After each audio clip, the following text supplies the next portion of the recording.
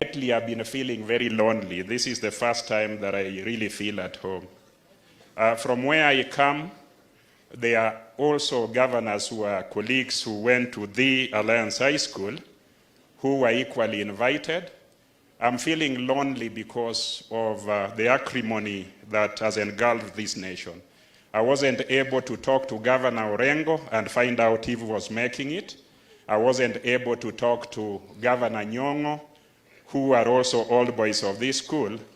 I didn't even talk to my colleague, Governor MATIANG'I, because of the loneliness that I feel lately and the sadness that I see around when our nation is pitted against itself, contrary to what His Excellency Jesus said, that a house divided cannot stand.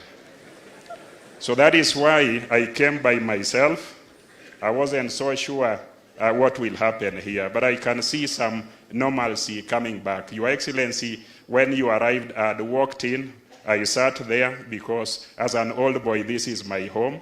So I sat there. I wasn't able to meet you as part of the leadership fraternity here and welcome you. Forgive me for that. That's all right. Now, I want to thank the clergy who are here. You represent a very visionary church or churches. The Alliance of Churches who came forward and decided to start a high school for the natives. A high school for the natives. So as I was coming here today, I want to say that I am one of the natives for which this school was started. And I'm a native admission number 5266, having been in Francis House and having been a prefect here, a soccer captain, an athletics captain, and a prefect of dormitory 15A in the old school. We now have the new school. I was here in the second last decade of last century. So that sounds a very long time ago, but that's the truth. And it is the Alliance High School that gave me the national perspective. When I joined University of Nairobi as a law student, we started agitating for the return of SONU, the Students' Organization of University of Nairobi. And those with whom we were in the University of Nairobi, I was the only one with the knowledge of national membership of all the students we have. So the first SONU that was reconstituted, I basically invited very many people because Alliance High School gave me the knowledge of every part of this country and every student who was from that part of that country. So Alliance High School is a great school and deserves to be the Alliance High School. That is why I'm proud of this school, and that is why I came here today to fellowship with fellow Christians here, but also to do what Jesus said in one of the parables. If you remember the parables of the 10 lepers, Jesus healed the 10 of them, and only one of them returned. So I'm one of them who has returned. I'm sure many of us have returned here to say thank you to Alliance High School for making me what I am today. I want to tell students who are here today, you are or you will be as wealthy as the networks you make. And Alliance High School gives you a lot of networks. As a minister for energy, I got re-elected and appointed minister for energy in 2004. And because of the networks we had and we still have as Alliance High School, in my energy sector reform program, I was the minister. The managing director of KenGen went to the Alliance High School. The managing director of Kenya Power went to the Alliance High School, and many other appointments followed that connection. So as you go through school, remember that this school will open many doors for you, and you will be as wealthy as the networks you make. So I want to encourage us who go through schools, not just Alliance High School. Make networks of friends, meet many people, and keep them as close to yourselves as possible.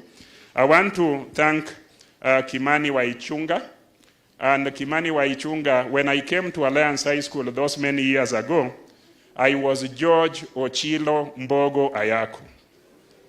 In this school, I met our chaplain then called Goodright, and our English GP teacher was called Mr. Welch, Frederick Welch, the husband to Ellen Welch, who was teaching the Acrosians. And he told me this, that you, a native, should not be proud of being called George. You should be called Ochilo Mbogo Ayako. And since then, I've never looked back. So I am sure Kimani Waichunga must be having some Christian name.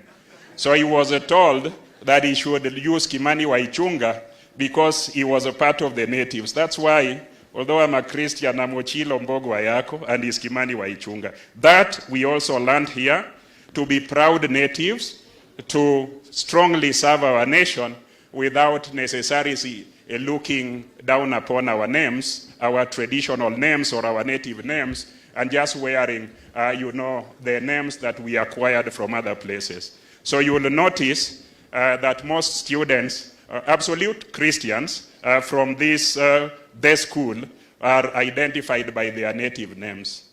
I will conclude by saying that I had occasion to come back here as the 10 lepers I mentioned in 2004 under the leadership of Mr. Kaniaru.